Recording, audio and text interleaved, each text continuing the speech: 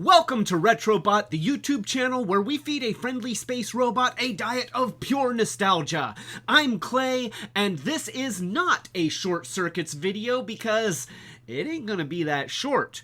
Why, you ask? Because I have finally gotten my hands on a Transformers War for Cybertron Quintesson Pit of Judgement set. I have been waiting for this for a long time. They came out earlier this year and I didn't manage to get one, and then they must have restocked because I was able to order one, and now I've got it. It is mostly a lot of repaints and retools, but there are some unique things in here. So we are not only going to review the Quintesson Pit of Judgement and everything that's contained here, but we're also going to compare them to the original figures that were released earlier, like the Quintesson Judge, the Alicon, and the Sharkticon, and just kind of do a side-by-side comparison and give a total review for all this stuff, which is why it is not gonna be super short, but I will try to keep it moving. So, with that being said, let's dive right in. So, we've got the whole thing right here, and I'm gonna move some of these characters out of the way so that you can clearly see the packaging. The packaging is very nice, although it's kind of hard to photograph because I keep getting reflections all over the big shiny panel here. So I've turned off my extra lights, and hopefully you can see it clearly. It's noteworthy that this set is packaged under the Transformers War for Cybertron Trilogy banner, even though it is really straight up the 1986 movie. I mean, this whole diorama is a scene from 1986's Transformers the movie. And see, we have a current movie line, which is the Studio 86 series, that's all about exactly this. And, you know, they're using the logo. There's a weird crossover that seems to be happening between stuff that is in the War for Cybertron line that really seems to fit better in the Studio 86 line, but it's in War for Cybertron packaging or Kingdom packaging, and I would love to know why that is. Did they have more stuff than they wanted to cram into the Studio 86 line and maybe not enough stuff for Kingdom? And what happened to Kingdom? Because if we look at this, you notice that it says War for Cybertron Trilogy, but it's not Kingdom, it's not Siege, it's not Earthrise. To my knowledge, the word trilogy means, that there are three parts: Siege, Earthrise, and Kingdom. So, where does this fall within that? Apparently, it falls in the fourth part, which is the Studio 86 series. That's the only thing that I can think of, because obviously this is straight up Studio 86. So, as you've seen as I've spun the package, there's not really a whole lot going on. You can see this beautiful diorama, and we'll get a better view of the inserts in just a moment. We've got really nothing going on the sides, some artwork that's nice, but it doesn't really mean anything or say anything. And then a really, really nicely done illustration here. This is just a gorgeous rendering of one of those iconic scenes from the movie. And then if you look at the top, then there's just a Quintesson emblem, and of course it's upside down because I should have tipped it forward when it was facing forward. I did not. And then we've got some legal mumbo jumbo down here, and some more. Actually, no, there's not even anything on the bottom except for a little, a little recycling code here. So, not a whole lot. It doesn't have the murals on the sides. It doesn't have character art. It's mostly this, but I will say that this is a beautiful display piece. I mean, this is the kind of thing where, honestly, even though I'm the kind of person that always takes his toys out of the box, I always play with them. I could understand if somebody bought this and just wanted to put it on the shelf, because it really is set up just beautifully. So it's a really nice package. Yeah, this whole set costs about $70 online, and I don't even know if they're still available. I was lucky to get this one, but we will be talking more about the value per dollar when we get into breaking it down figure by figure. That being said, let's go ahead and open up this box. And just so you understand, I have opened this box before. I have had these things out of here, and I have played with them. But I wanted to show it to you in its original packaging, because it's really kind of something to see. So we can take the insert out, and then I'll just set the box aside here. And oh, my Sharkticon took a dive, because, you know, he's a Sharkticon. That's sort of what they do. But, you know, originally he was held in place with some little ties. But you can see here that, you know, this is quite a setup. And the way that they've got the cardboard folded to essentially make the pit, and have the Sharkticon down in it, and then have the plank that Kranix is sitting on. That's really cool. I'm going to move it on to the other camera, and maybe you'll be able to get a better view than me just kind of moving it around in front of here. So let's just set that right there and take a look. And yeah, that really does show it off a lot better. I'm going to even move it closer, and we'll just kind of pan around with the camera. So there we go. You can see that we've got the Sharkticon here, and I'm going to try and get him into focus as well. Can I get the camera to focus? Yeah, that's almost there. Almost. Nope. Nope. Oh. Do we have it? Yeah, that's not too bad. All right, so you see we've got our little Sharkticon gnaw down here, and we've got you know, the water, which was always yellow, and you know, the robots don't pee, so the water, maybe it's oily, I don't know. Who knows if it's even water? I mean, it's an alien planet. There's the texture that they've got, because everything was metal and faceted, and they did a really nice job on the illustration work for that. And then we've got Kranix out here on the plank, and we've got our Quintesson. I believe that he's an enforcer. And then we've got our Bailiff right here. I think he's a Bailiff. It seems like this is the Bailiff. And then, of course, the Quintesson Judge with the face of death. And he can be like, "Silence, or you will be held in contempt of court." And then we can have nothing but contempt for this court. So that's important. So yeah, just the way that they have everything packaged in here is actually really, really nice. But of course, we don't want to leave them in the package. We want to pull these guys out. So we're going to pull out the Sharkticon, and we will pull out Kranix here. I have done a little bit of clever taping, or maybe not so clever. And we will pull out the Quintesson. I don't know, maybe he's a prosecutor. He might be a prosecutor, who knows. And then we've got this Alicon here, who I believe is a Bailiff. And then he's got his stick, and that's important. And then we've also got, of course, the Quintesson Judge,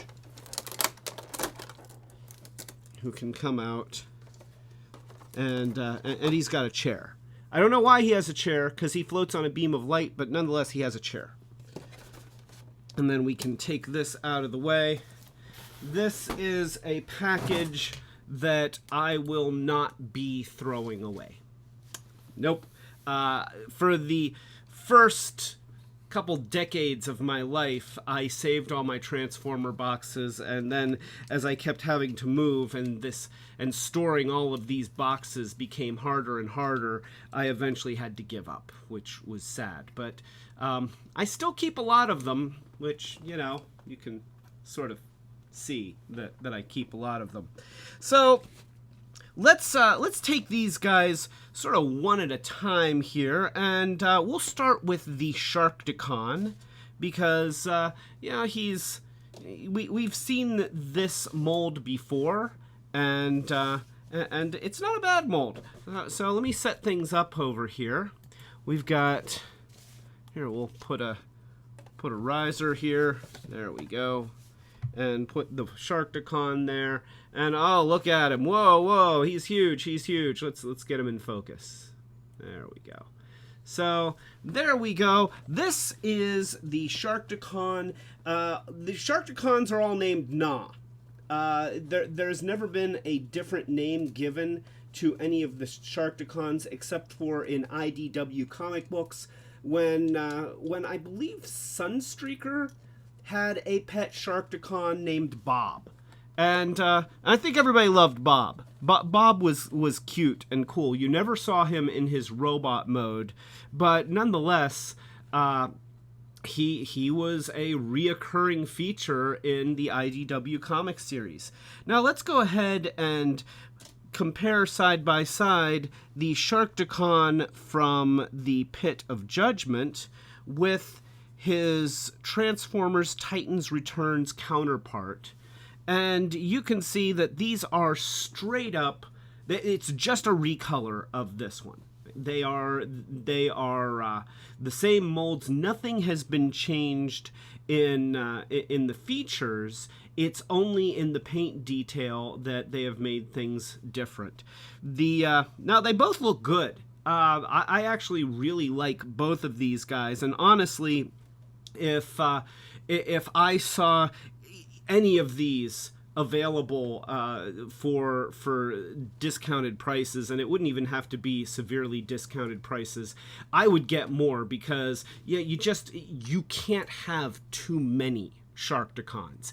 It's one of those army building things where when you have like a pile of Sharkticons, that's just enough. So I don't mind having more of these guys, and really that's something that I can say for most of this set. Yes, it is mostly repaints and retools, but they're also characters that you would see more than one of. You know, you would see many of the Quintessons floating around in the show and in comics and stuff, and they all sort of looked alike.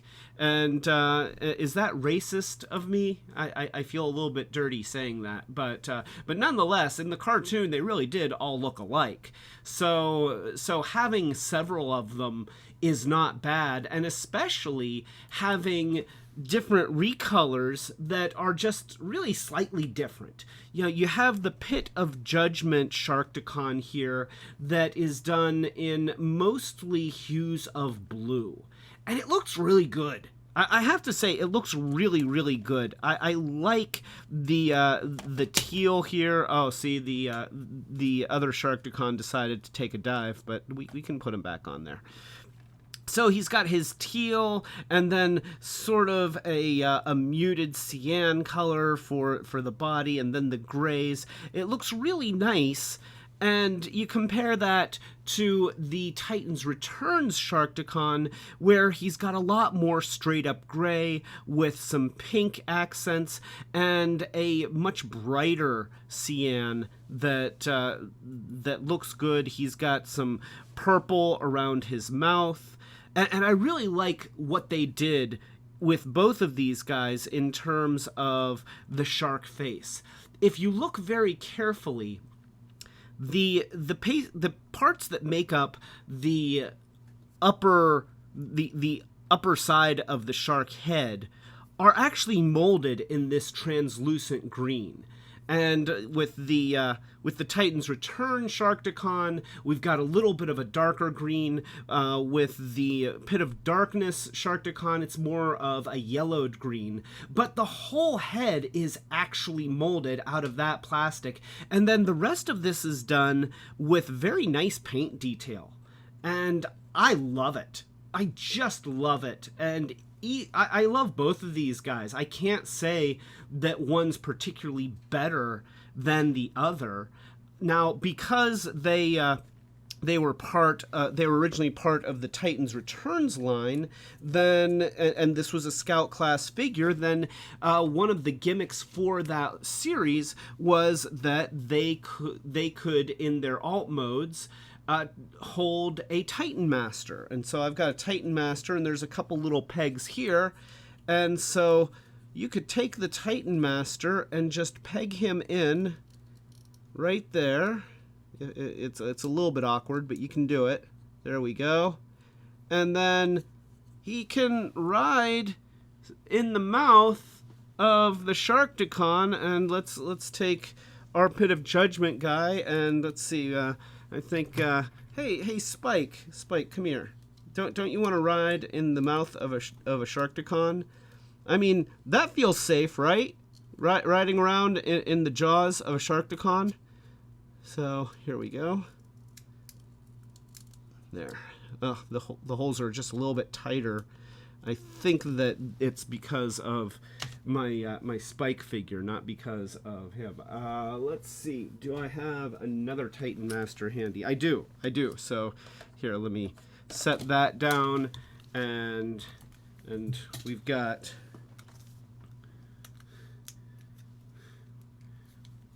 this guy right here. All right. So there we go. We've got the upper half of a Titan Master. That's no good. So there we go. Put his legs back on. See, good as new. And then we'll take our Sharkticon, and oh yeah, that fits a lot better. So yes, apparently Spike has tinier holes than a normal Titan Master. But here we go. Let's go ahead and put this in front of the camera. And now they are carrying Titan Masters. Suit of armor or not, I would not trust a Sharkticon to carry me around in his jaw. That's just me. Maybe I'm crazy, but that just seems like a terrible idea. But nonetheless, you can do it. They made it so that you can do it. So and they both have that feature. So yeah, if you want to, or maybe if you just want to put them there while they're awaiting their sentencing, that's also a possibility. So yeah, we've got Gnaw here, and we've got Gnaw here, and as I mentioned earlier, they are just straight up repaints of each other. So let's go ahead and let's transform these guys. And the transform is pretty simple. These guys, there's not a whole lot going on, but you know what? It's just right. I feel like it's just right. It's not overly complicated. The Sharkticon has a lot of articulation in the leg here, and you can even swipe the arms a little bit. And what's really, I think is really important for the playworthiness of this mold is that you can open and close the jaw here. You can open and close the upper portion of the head here. So you can have him bite down and be like yes, and that's that's awesome. I mean, that's fun. So yeah, as simple as these are, they're wonderfully playable. So we're going to start by taking off the tail. That's I'm usually not a big fan of the whole take off the tail and now it's a weapon thing, but that has been a feature of Sharkticons going all the way back to the Gen 1 series.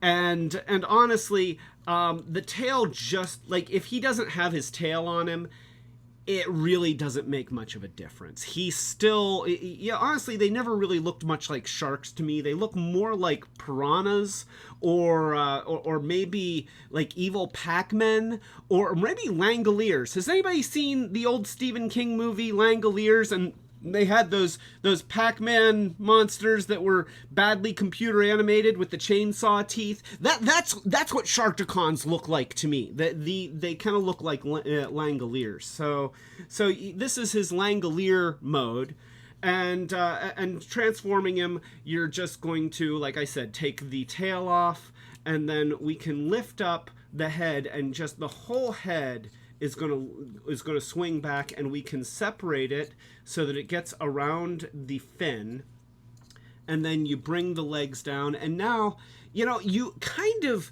like, at least I always feel like the head is supposed to swing forward to make a foot, but that's not what they do. It actually swings backwards to make the heel of the foot, and then you can do what you want with the arm. You could put it up next to the side, which kind of looks better, but I tend to put it down to give him an extended heel, which just makes the figure more stable when he's standing. So we're going to swing that one around like that, and that's the lower body right there. And then the arms, here it's easier to see on the back, so the arms are on these little double hinged pieces, these little linkage pieces that have two joints, and they're just going to go up and pop back in. So again, on this side it swings up and pops back in, and then you maneuver the shark legs around so that they make up the shoulders, and then you just swing around the forearms like that. They did nothing to disguise the fists. In shark mode, you look at this guy, he's got fists on the back of his feet, and, you know, I just ignore it, because, honestly, this guy is so much fun to play with. And he's got so much articulation in both modes, and he's cute. I mean, he's cute. So the fact that I see a couple robot fists on the back of his heels, you know, I'm able to get past it. And if you're sitting there thinking, now wait a minute, Clay, I've seen some of your other reviews and you don't like it when you see robot bits in the alt modes, and it's true. I tend to not like it, but honestly, you look at this thing and it's not a disguise.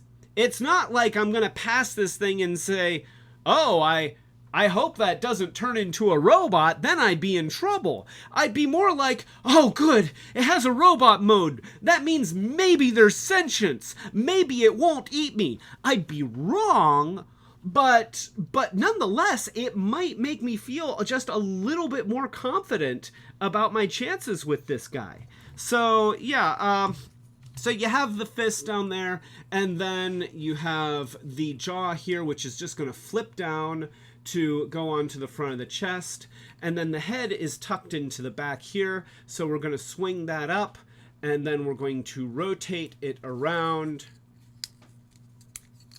and that's that. And now we can just take the fin and put it up against his back. The back is kind of hollow. There's gaping holes here. It seems like, in my mind's eye, I want there to be something filling that in, but the robot mode from every other angle is really, really nice. He's short, he's stocky, he's a little bit cute, and he looks like that. So let's go ahead and transform the other one very quickly, and that's the other nice thing about these guys. They are really, really fast and easy to transform. And I almost forgot to give him his tail weapon because, you know, that's important. But, you know, I like the offset so that he can be like swinging it around and then you start, you know, your skull is crushed in, and then you'd think that there'd be blood everywhere, but actually he's going to eat you before the blood hits the floor. And I don't know if there's tongues in there. So there might still be blood everywhere, but there aren't going to be big pieces. There's only going to be like the liquid parts left when he's done. So we'll do this again. We'll take off the tail. We'll swing the legs around. We'll put the head back to make the heels, and then we'll swing this backwards. We'll pull the arms and shoulders out and pop them up in shoulder position. We'll flip the lower jaw around. We'll put the arms around, swivel at the elbows, and swivel there. And then we will bring the head up and turn it around and give him his weapon. And boom!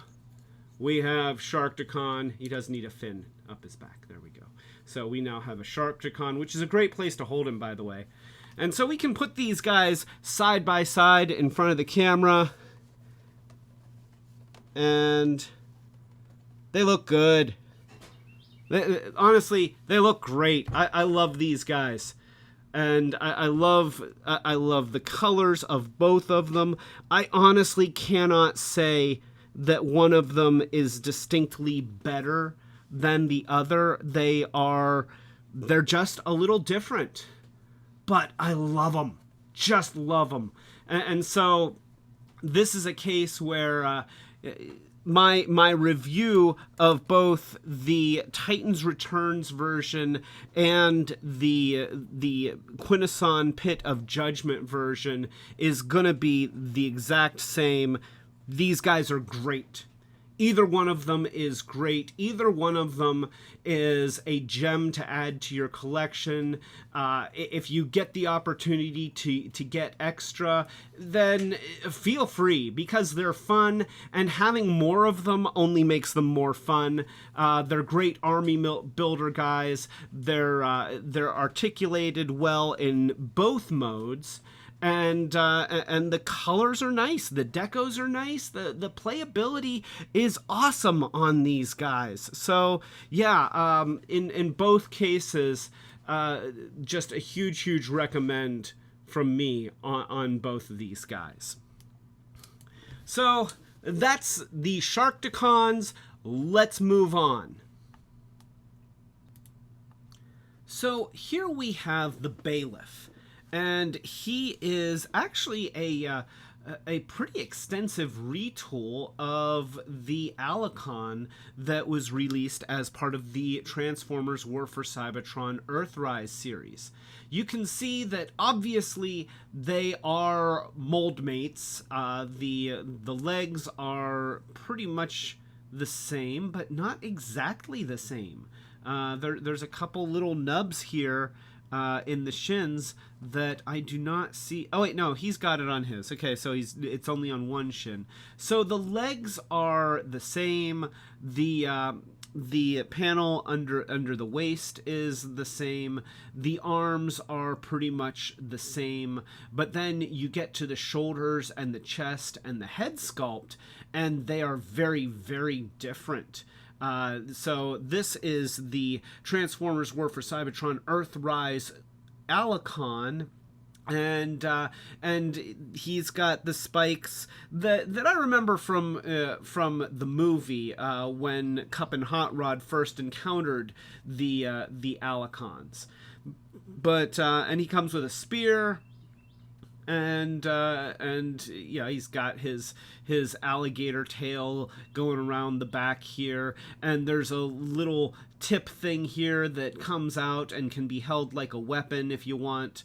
And then you look at the Bailiff, and he's got the same thing going on in the back. Of course, this is just molded in a different color, and they've got the same feet and legs, but he's got a different weapon. He's got this staff here, which actually separates into two pieces, so he could hold it like a battle axe and a mace. I think that's a mace. And then he's got a distinctly different chest sculpt here and a very different head, and he's got big spiky shoulders here that are also distinctly different from the more rounded, shorter, knobby spiked shoulders of his predecessor. So yeah, these guys obviously part of the same family, and of course the colors are also very different. The original Alicon is done in bright purple and green and gray, whereas the Bailiff is brown and kind of a pea green, and then some grays. And then you've got some metallic purple bits that not too much, just a little bit on the chest and on the head here. His head is a little bit more organic looking.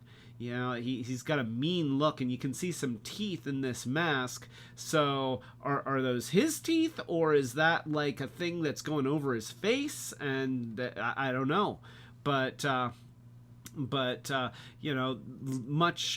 much more aggressive than the more docile expression that you have here on the Earthrise Alicon. The original Earthrise Alicon was about $19, close to $20 retail.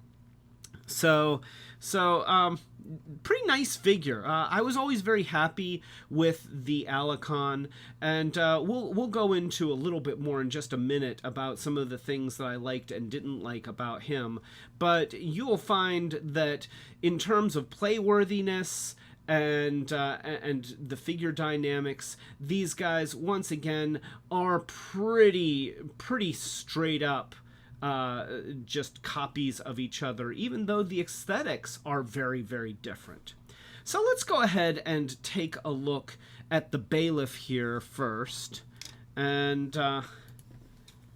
so as I mentioned before, he's got this weapon that separates into two pieces, and he can hold that if you can get him to there. You squeeze it into his hand. It's kind of rubbery, so that's good. It helps it work. And then you've got this thing, and so he can club you to death with that, and he can swipe this, or he can stab you with it, or he's an Alicon.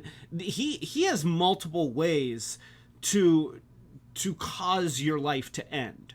So really.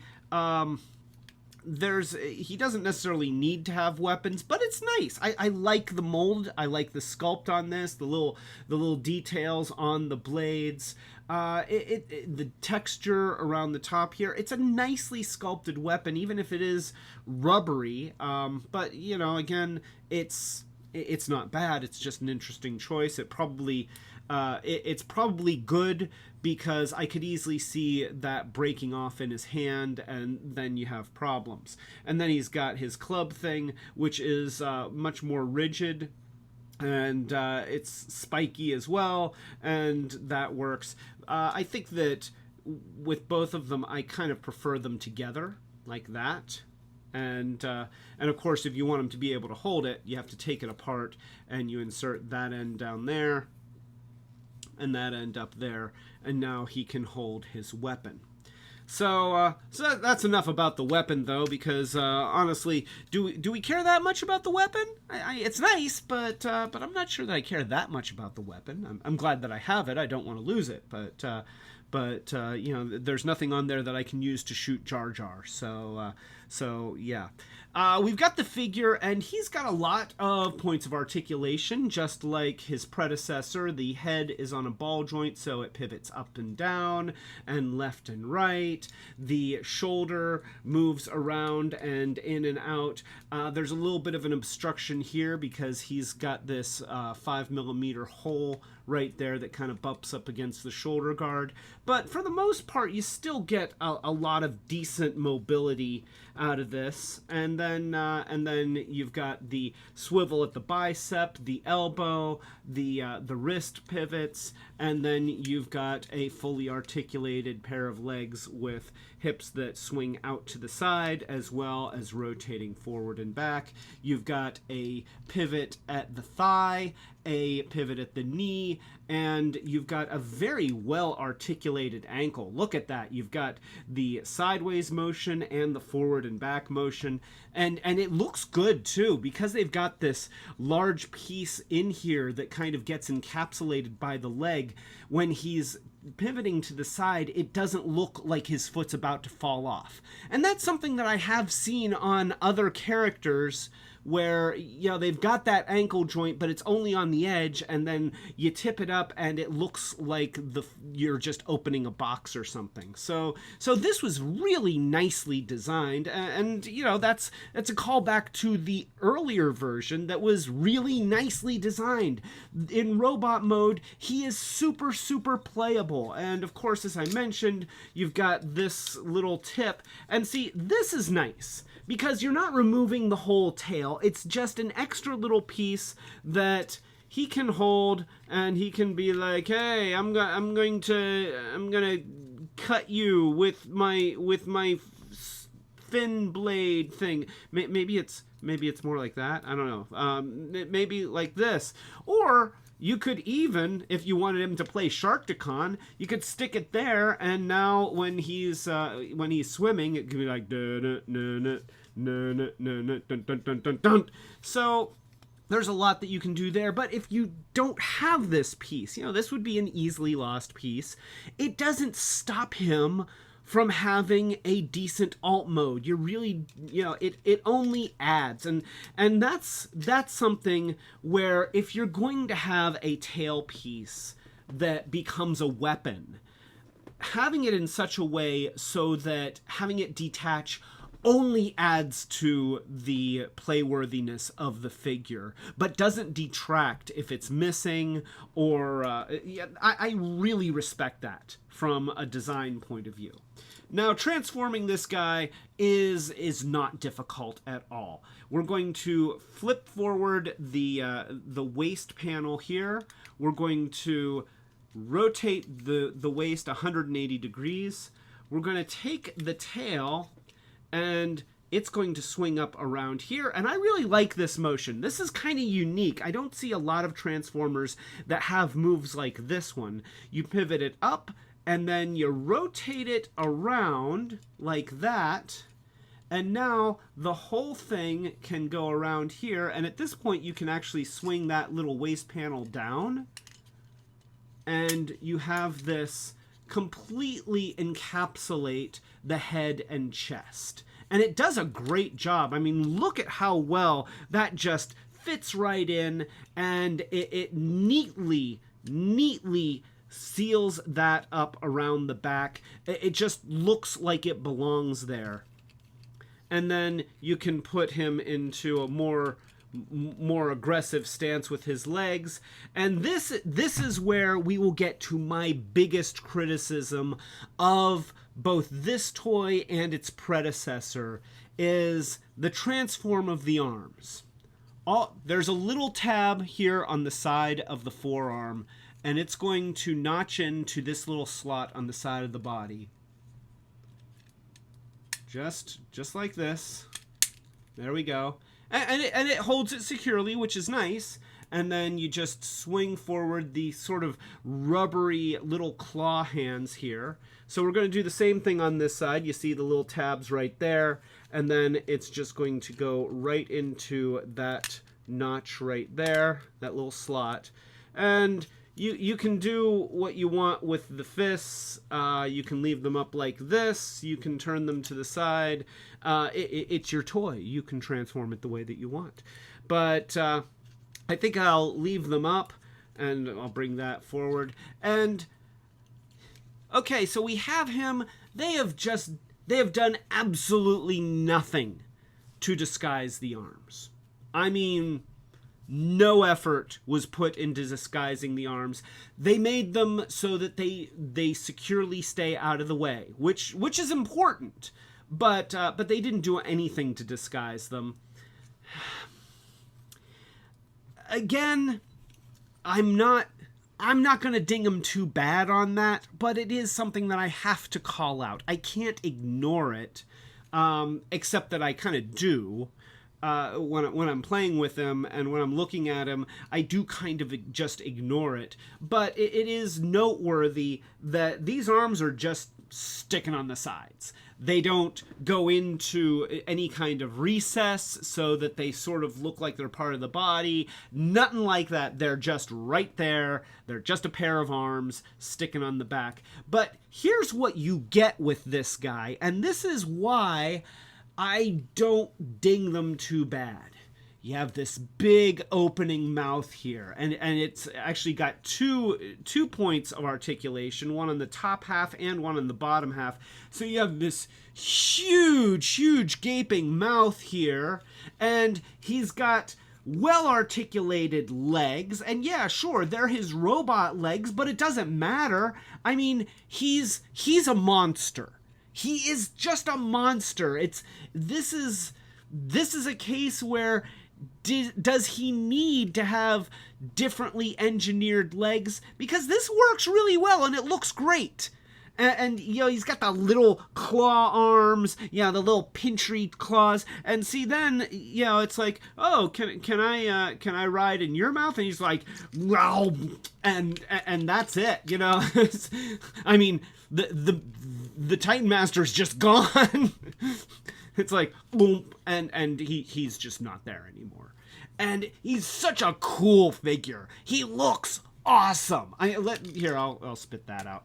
So here, let me put him on the other camera so that you can see him in all of his glory. But he really does look great.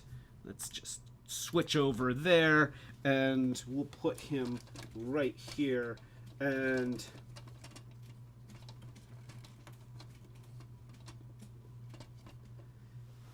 yeah, there he is.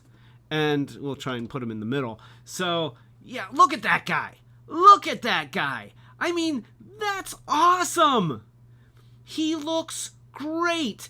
And the legs are so poseable. There's so many points of articulation, and the head just opens so wide. I mean, he's menacing. He's scary. He looks fantastic. And so, that's definitely robot fist right there. Yeah, that's just robot arm. There's no way to ignore it. But you know what else it is? It's also weapon storage. So you can just put that there, and we can put that there.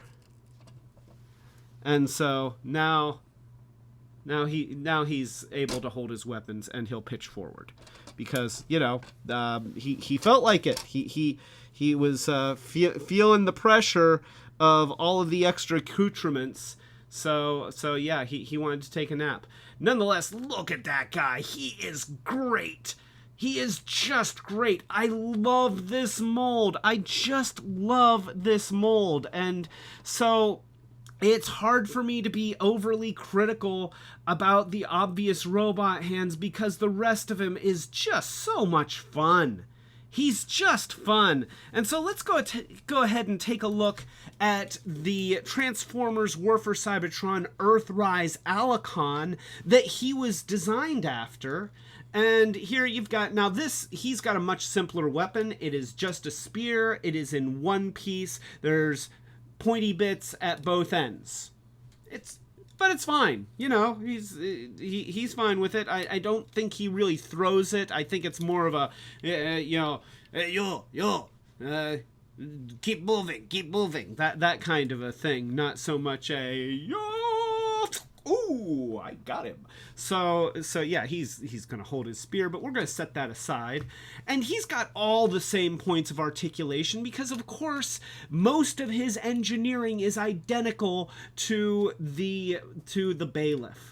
And so he's got his arms and his shoulders, and actually I think that you have a little bit more motion on this shoulder than the other one. Not much, it's not a dramatic difference.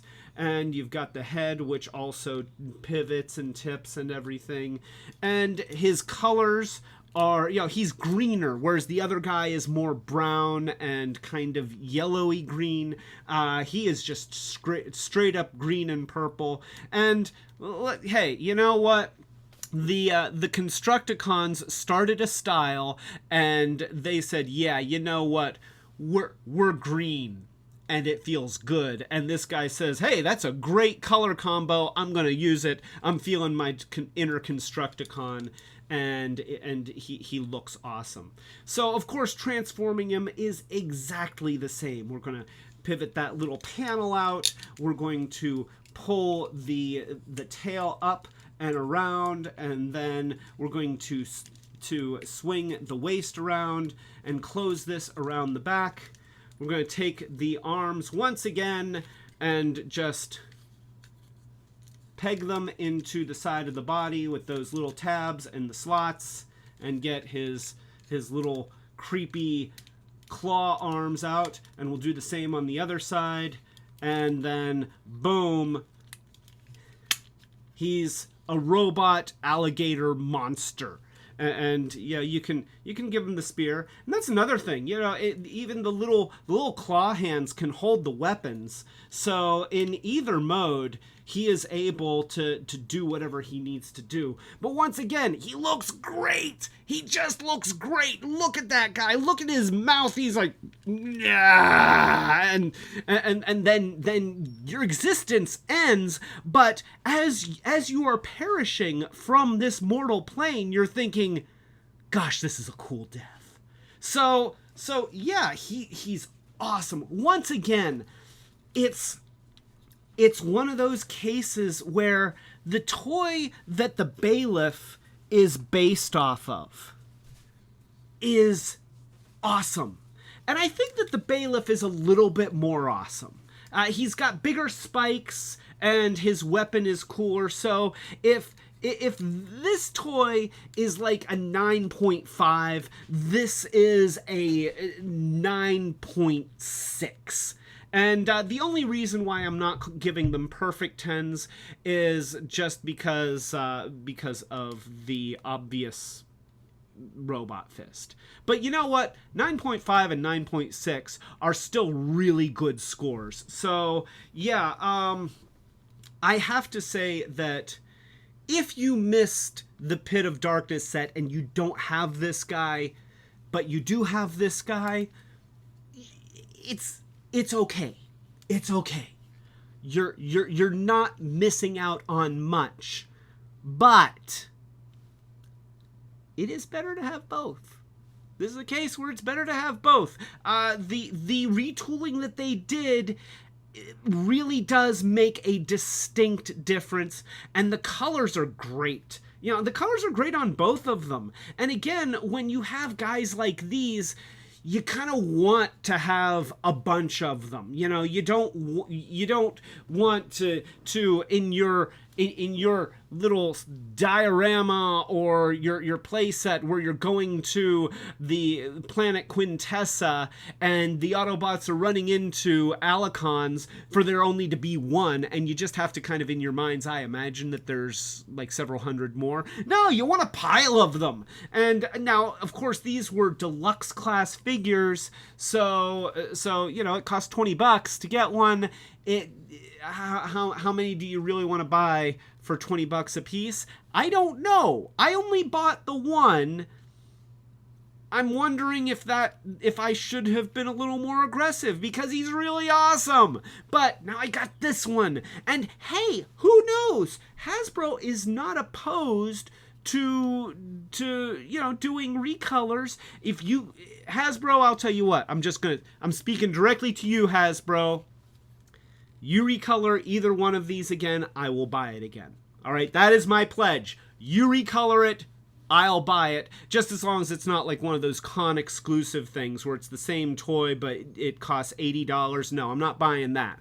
But mass release, another deluxe class figure at standard deluxe class pricing, I'm there. I will buy this mold again. And if you recolor it again, I will buy it again. That's just how it is. And I'm really, really happy with these. So once again, the review on both Earthrise Alicon and Quintesson Pit of Judgement Bailiff, 9.5, 9.6. They both are tremendously playworthy, a lot of fun, very, very well done, very well done.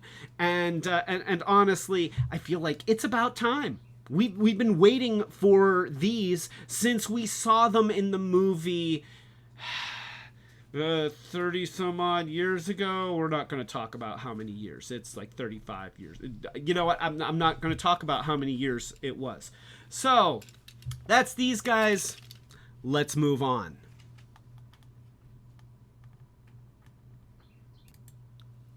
So here we have the Quintesson Judge. And on the left, you can see the Transformers War for Cybertron Earthrise Quintesson Judge. And then on the right, you have the Quintesson Pit of Judgement Quintesson Judge. They are straight up repaints of each other. There is no new mold detail in either one of these guys. But as you look at them, you can see that they're repaints. They are not just the same toy in a different box. They have molded them in some different colors, not dramatically different, but definitely different, and changed some of the paint applications as well.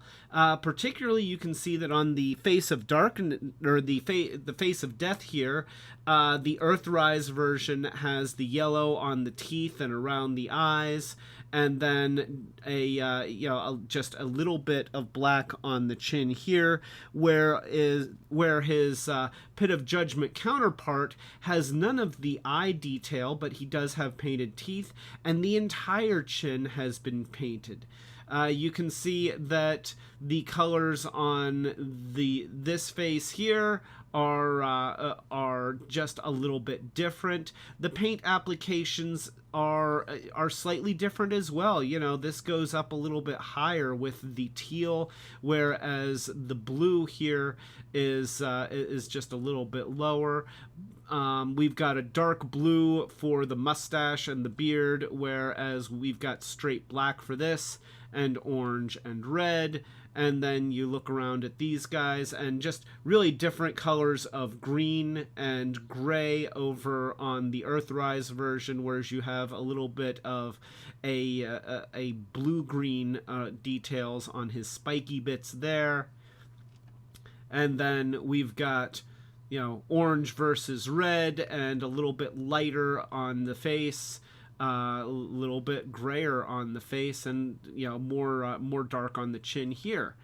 So there are definite differences in the paint applications. That one has a black chin. This guy doesn't have any paint detail on his chin, but then you look at the bodies, we've got the darker gray here and the lighter gray there, and then the tentacles are also gray in the Earthrise version, whereas we've got green tentacles here.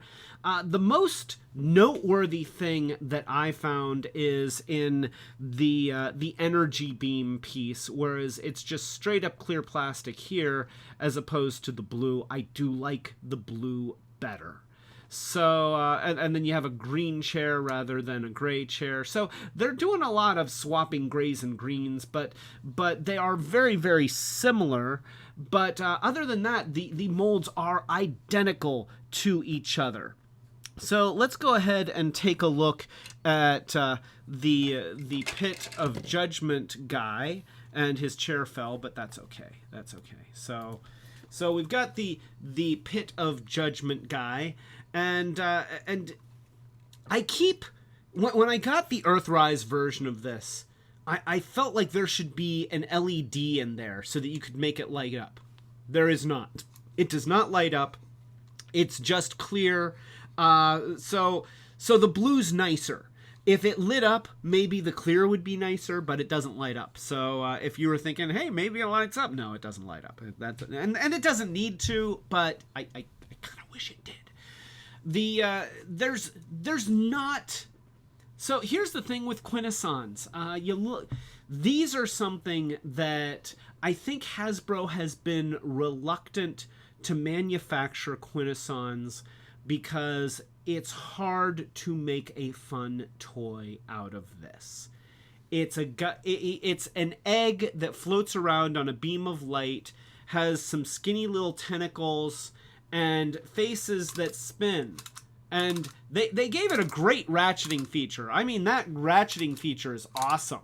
And you know, that in itself, this is like way better than a fidget spinner. I'm just gonna say it. Yeah, I could sit here and I could do this for hours, and I think that I would get fired when I was on video conferences with my team if they kept hearing click, click, click, click, click, because it's like, so Clay, how are you working? How are you doing on those electrical drawings? And it's like, well, you know, they're coming along just fine. Clay, I'm getting some feedback on your microphone. Really? I don't notice anything on my end. Clay, are you playing with the Quintesson? Yes. You know what? I'm playing with the Quintesson. And so that's like the best part of this guy. There's two good parts to this guy. One is the nostalgia factor.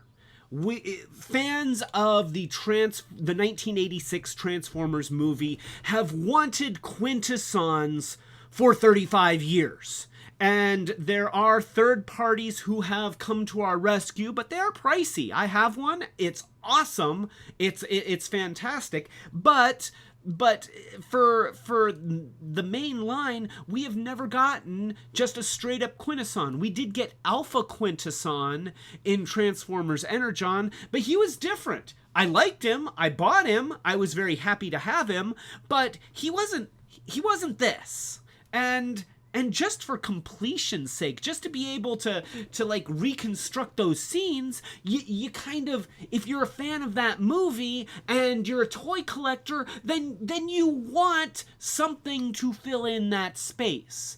I would have never thought of these as being a leader scale. I think that this is Voyager scale. That's one up from Deluxe. And, you know, so it's a little bit of a larger figure. Honestly, I always kind of felt like the Quintessons were probably, you know, relatively small. You know, I could see them deluxe. I could even see them scout class. But, you know, they are big bad guys. You know, they are one of the main bad guys in the Transformers universe other than the Decepticons. You know, they're the ones that the Autobots and the Decepticons sometimes have to team up with, or, you know, or vice versa. Yeah, they kind of, everybody's stabbing each other in the back when the Quintessons are involved. So there's the one good thing, the one really good reason why you want this is if you are a fan of the original Gen 1 series and you're a fan of the movie and you want to have a Quintesson. That's the main reason you want it. It's got the cool little flippy thing. That's really cool too. It's got this chair, which actually does some stuff. It's got, you know, there's a gun that you can store underneath, because if I were a Quintesson, of course I'd have a gun under my seat. And then there are these little nubs on the tentacles that can peg in to the side of the gun so that he can hold the gun. And it's funny that even though he's a Quintesson and he has his he's got tentacles. He doesn't have fingers. That the gun is still like a standard human-style gun rather than something that's actually made for tentacles. And then what they did was they also have these little ports on the bottom, and then every now and then there's another little second nub, and what you can do is you can take the tentacle and you can peg it up in there. That way he's able to hold the gun, and now he's holding it upside down, which wouldn't matter for a Quintesson, but just for making it look right, I'm going to flip it over and do it the right way. So, now he can hold the gun and he could point it at Galvatron, and Galvatron would laugh maniacally at him and then probably grab him by the tentacles and throw him up against the wall, because, that's what Galvatron does. So they did do a lot of interesting things with the figure. You've got the tentacles, and I kind of wish that there was a wire in here so that I could just put them into different poses and have them hold their poses, but they're really just some kind of plastic. It's flexible, so obviously I can do stuff like that, but it doesn't really hold a pose on its own. There is this thing kind of comes off, and you can pull that down to get it to come off. Sure. And they also have a transform. This is because they're a Transformers toy. They wanted to make a transform, so they've got this mini-con cage in their head, and then you can lift up the heads like this. And then you've got these little things, and I remember there was a way to make sure that you got them in the right orientation. Okay, so here's one thing that you have to notice. Notice how around the base, most of these have a single little divot, right there, and right there, and right there, and right there. But then this one has two divots right there. Now, if you look at the panels here, most of these have a single little tab. There,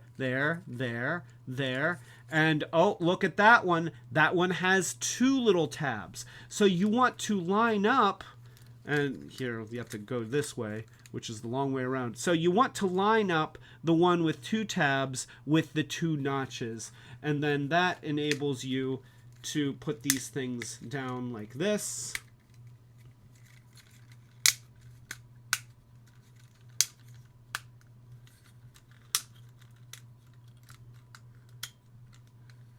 And you can remove the energy beam because it no longer needs the energy beam, and you kind of bring the tentacles up like that.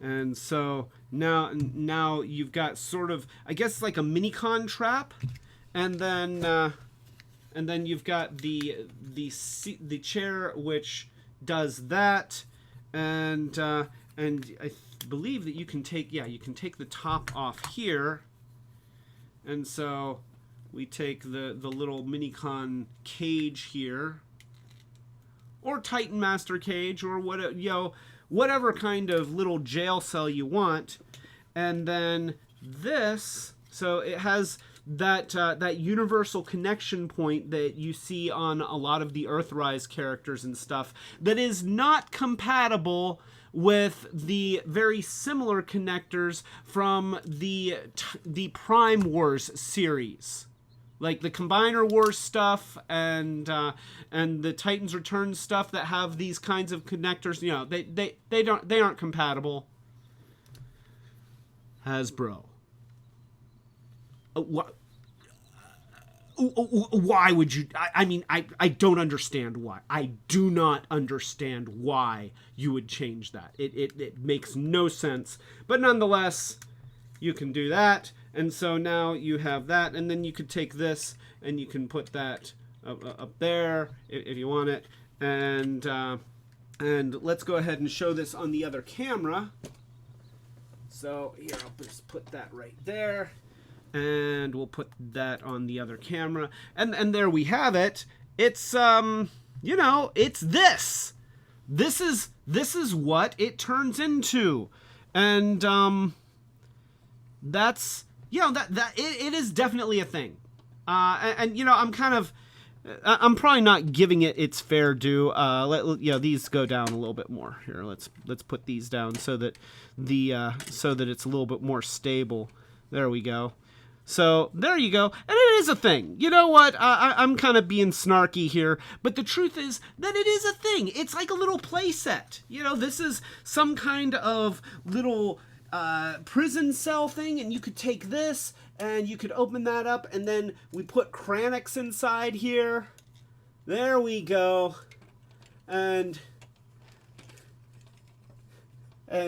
you know, the Quintessons could be like, "You are accused of surviving an apocalypse," and then Kranix could be like, "Spare me this mockery of justice." So you know, that's good stuff, right? And the fact that it turns into that, and then you have the Kranix figure so that he's sized so that he fits in there. You know what? I'm actually yeah, I started out like kind of, you know, whatever, I don't really care, but you know what, I do like it.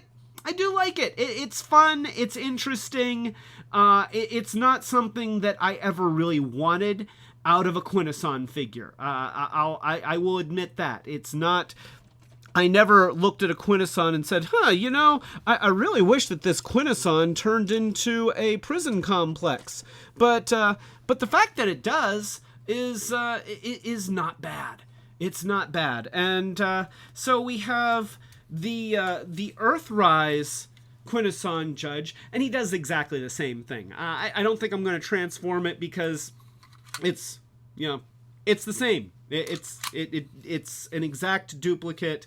It's just in different colors, but he does have the same feature, and it's not a bad feature. It's not, you know, like if I were a designer on the team and they're like, okay, you've got to make this turn into something, you know, give us ideas, I'm gonna say this is not a bad idea. It's actually pretty cool. And it's something where, when faced with the challenge of, you know, on the show, they didn't give you anything. In the movie, they didn't give you anything. Quintessons really just kind of floated around and screwed with people's lives. They were essentially the space equivalent of Hannibal Lecter, and except probably not as good of cooks. So this is, I'm gonna say, this is actually a really neat feature that probably, you know, at least if I'm projecting myself onto the rest of the fandom, I'm going to guess that feature is probably underappreciated by fans like me who really never needed that. But what I will say is it also gives us the ability to continue to kind of reenact that scene, because we don't have a Quintesson jail. You know, the diorama doesn't have a jail cell in it, but we're able to put Kranix into his jail cell. Now, obviously, Cup and Hot Rod wouldn't fit into that thing, but, you know, you can get creative. If, you know, get out your Creos, see, you know, because that's like the Hasbro version of Legos. Build yourself a jail cell for Cup and Hot Rod, and then they can be next to Kranix here, and they can learn about Unicron. So, yeah, final review of Quintesson Judge, both the Earthrise version and my jail cell version from the Quintesson Pit of Darkness. Like I said, both of these turn into the same thing. In fact, I'm going to take this one here just so that I can hold them up, because it feels wrong. It feels wrong to be talking about both of them and not having this one transformed. So I'm going to turn him back into a Quintesson, which is really not hard. You're just flipping up panels, click, click, click, and clicking down faces. And you actually don't have to put this inside. You can, but you don't have to. And then, oh wait, this goes up here, and this pegs on right there. Certainly having it in there makes this dome thing fit a little bit better. And then, of course, we will put our energy on. So whether it's the Transformers Earthrise Quintesson Judge, or the Transformers War for Cybertron Trilogy Quintesson Pit of Judgement Quintesson Judge, they're decent. They're decent. And if you're a completionist, if you're a fan, then you want these. And either one will do. Having both of them doesn't hurt, because there were a lot of Quintessons floating around and they looked mostly alike, but now you can have two distinctly different ones that can talk to each other and can pronounce people to death. But here's the thing. If you missed out on the Pit of Judgment set, but you have the opportunity to get another Earthrise and you need an extra, it's just not that different. It's not that different. Or if you missed out on the Earthrise Quintesson Judge, but you got the Pit of Judgment, then you're good. You're good. Yeah, unless you want extra Quintessons, then hey, build up your Quintesson army. But honestly, neither version brings anything to the table that you can't live without. Once you have one, you're good. If you have more and you want more power to you. But I don't feel like you're not going to have as much fun with these. There's just not as much to do with them. So yeah, I as a collector and as a fan, I absolutely recommend.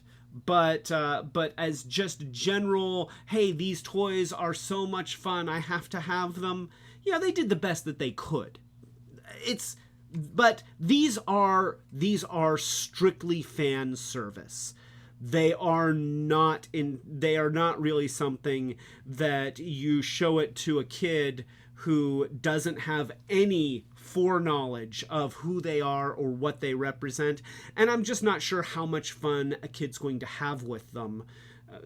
I don't know. Maybe I don't know, but I feel like without the nostalgia card, these guys would lose a lot of their value. With the nostalgia card, they're awesome.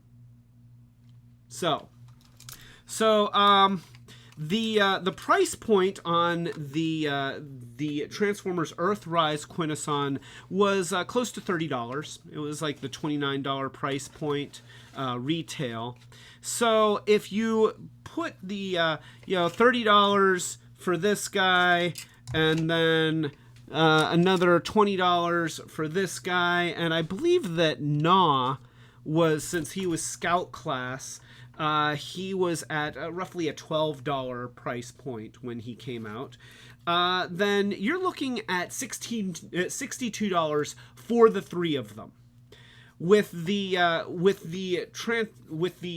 Quintesson Pit of Judgement set, it costs $69. So that's only a difference of $7. Yes, the Pit of Judgement is more expensive, but there are some things that the Pit of Judgement set has that that aren't available anywhere else. So let's show you that right now. Also included with the Quintesson Pit of Judgement set is this little Quintesson prosecutor figure and this little Kranix figure. The Kranix figure is just a single molded piece. It's a little bit rubbery. It's got no points of articulation. So it's exactly what you see there. It doesn't do anything.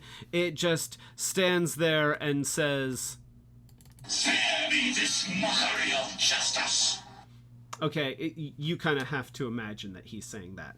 And then you've got the prosecutor, which has his head, and it just kind of lifts off. In fact, it falls off pretty easily, and it's got this little base which comes off. But the tentacles are not posable. He's, his head moves. Really, his head moves. That he doesn't have any points of articulation in the shoulders. I kind of expected there to be some kind of pivot point in the waist, but it's not there. And as you can see, you pick them up, and the energy base stays on the table. So these, there was not a whole lot put into these. They look good. This guy looks good. You can see the detail that they sculpted into the side of the head, which looks really nice. The figure itself looks great. No complaints about how the figure looks. Kranix is very, very plain. There's a little bit of paint detail on his head and his abdomen and his legs. There's no paint detail in his face.